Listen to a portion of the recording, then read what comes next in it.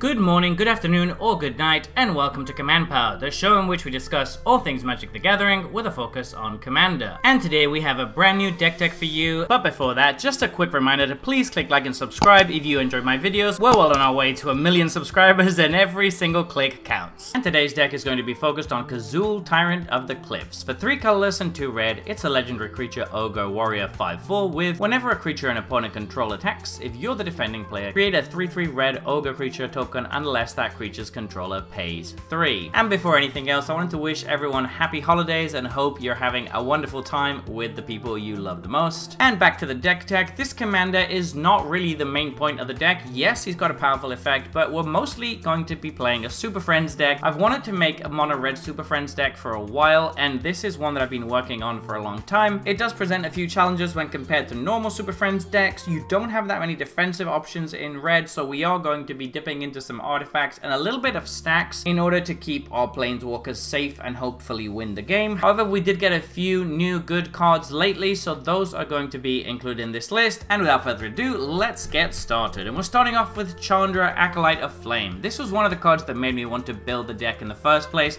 It's basically a tribal planeswalker for other red planeswalkers. That's really sweet. We're almost always just going to use her first ability because we should have 3 or 4 planeswalkers out ideally, and then that becomes quite strong. However, her other 0 ability isn't bad either, and it can sometimes help us put on a little bit of pressure. Chandra, Awakened Inferno is a very good way to start working towards winning the game. It does telegraph the win a lot for your opponents, but it is nice that you can give them an emblem as soon as this comes down. It's also a board wipe on a stick, which is very solid. Chandra, Bold Pyromancer is a pretty basic planeswalker. It does ramp us, which is kind of nice, and then the -3 is just a bit of removal. It's fairly vanilla as far as planeswalkers go, but it's removal and ramp. Chandra, Fire Artisan is a really cool one that I mostly want to include just because I love the anime alternate art of it. It's technically a form of card advantage, which is quite nice because we are playing mono red after all, but it's also nice that they can't really deal with this without taking damage, which does kind of mean that this tends to stick around a bit more than it otherwise might. Chandra, Flame's Fury is really solid whether you're using the +1 or the -2. It is giving us a lot of board control, which is something we desperately need. Chandra, Flamecaller is another board wipe on a stick, which is obviously great. We also get to rummage and draw a bunch of cards if we need to or if we're desperate, and finally it can put on the pressure if we're already ahead and looking to close out the game. Chandra, Legacy of Fire is an amazing new addition from Commander Masters. This is one of the best finishes we have. It can ramp us by providing a ton of mana, or it can dig through the top few cards of our library to find some good stuff to play, but the most important thing is the passive, which is going to keep dealing damage to our opponents based on how many planeswalkers we control. Chandra, Pyromancer is one that I have very fond memories of from back in the day. It's not at its best in this deck, but it is still nice to draw an extra card every turn. Chandra, Torch of Defiance is again card advantage that's going to also deal damage to each opponent. That's pretty solid. It also ramps us again, and it can deal with creatures. It really does everything we need in this deck, and the ultimate is very powerful as well. Directly Scrap Savant is going to provide us some nice card selection, and it can also reanimate some important artifacts from the graveyard. Giant Fiery Negotiator is incredibly good in the deck. We are playing a lot of non-creature spells, so the prowess creature token that it's going to give us is very relevant, and it's also one of the few red planeswalkers that makes bodies that can block, so we definitely like that as well. Karn, Living Legacy gives us a more permanent sort of ramp. We're running a lot of artifacts, so we can really use the Power Stone token. Karn, Sign of Ursa provides us some card advantage and card selection, which are both very good. It also, again, provides us bodies that are good to block with. Koth of the Hammer can be very powerful if we get the ultimate off quickly, and we do have a few ways to do that in this deck, which can mean that this can be one of our finishes of choice. Koth, Fire of Resistance is a very flexible planeswalker that's going to give us some card advantage. It's also going to deal damage to creatures, and the ultimate is obviously very good in the deck as well. Rowan Kenrith is kind of nice because it can force our opponents to attack, and if we have our commander out, it's going to be difficult for them to attack us, so they're going to probably go towards other players. It can also be a really good board wipe if somebody just swung with a wide but small board. Sarkhan the Masterless is actually a pretty powerful finisher if you already have a big board of planeswalkers but you're not being able to finish the game. And then of course it also makes good blockers which actually deal damage to your opponents for attacking your planeswalkers, so it fits really nicely. Tybalt, Rakish Instigator makes really annoying blockers that your opponents are going to hate dealing with, and since we have a few proliferate effects in the deck, we can actually use his ability more often than it would otherwise seem. Yugin the Ineffable is going to give a very nice discount to all of the colorless cards in our deck, and we do have a lot of those, and it's also going to provide some bodies that we then get to basically draw when they die. This is very powerful. It also gives us a way to deal with enchantments which otherwise we wouldn't have. And Zariel, Archduke of Avernus is again another red planeswalker that's going to give us bodies, and that's basically why we're playing it, because the +1 doesn't do that much in this deck. Moving on to creatures, we're not running many, but we have Chandra's Incinerator, which is obviously going to be great because we're dealing a lot of non-combat damage to our opponents. Chandra's Phoenix should be very, very difficult to permanently remove in this deck, so it can be a blocker that we just keep using. Embermore Hellion is going to amplify all of our red damage, and that's basically all of the damage in this deck. Jaya's Phoenix is one of the best cards in the deck. It should be able to almost always find a way to swing through, and then we basically get to double up on one of our Planeswalker's abilities for that turn. Not only that, but it's very difficult to permanently remove, because whenever we play a Planeswalker spell, we just get to reanimate it and bring it straight back to the battlefield, not to our hand. This is very powerful. Keral Keep Disciples is going to amplify all of our Chandra Planewalkers. We're running 9 of those, so this is very good. Silent Arbiter makes it difficult for our opponents to attack because they can only hit us with 1 creature, and since we only need 1 token to block, that means our Planeswalkers should be fairly safe.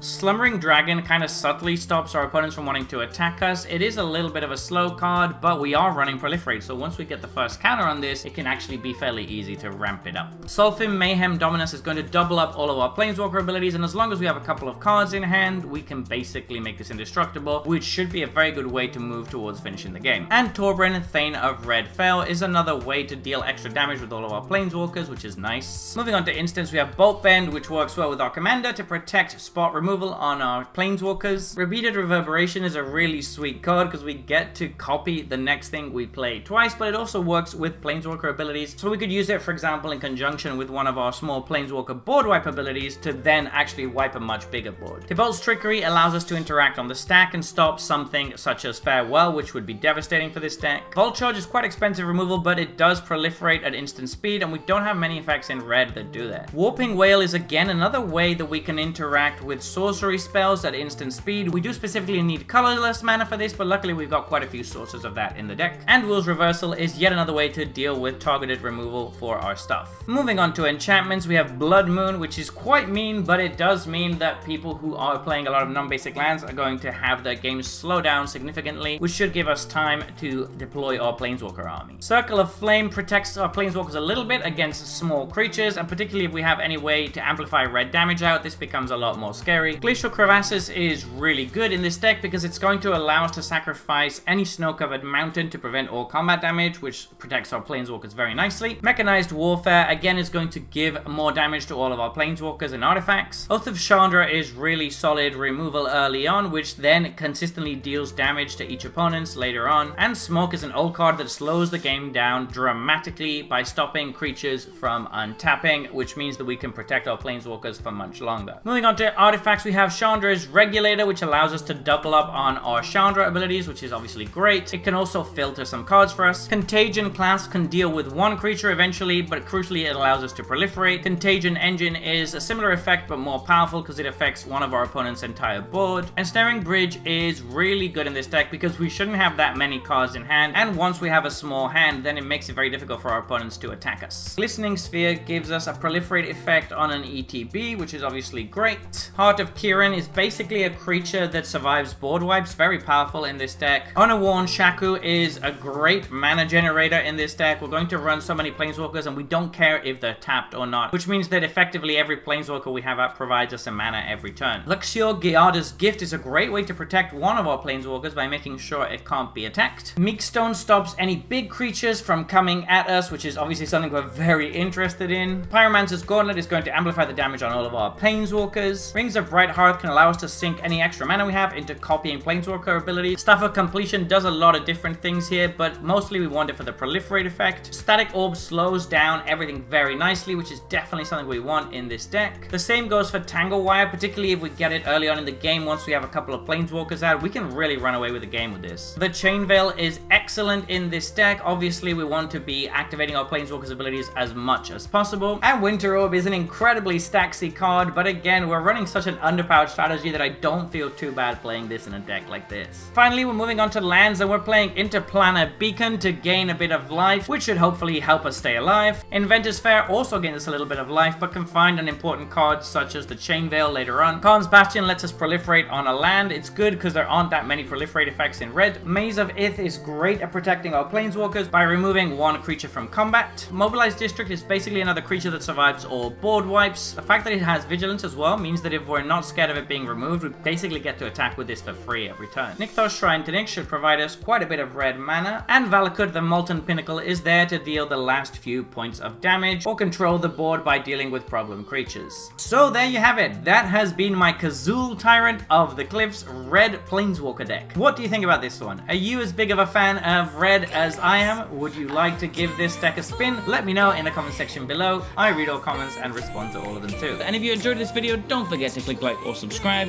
It really helps the channel. And until next time, take care.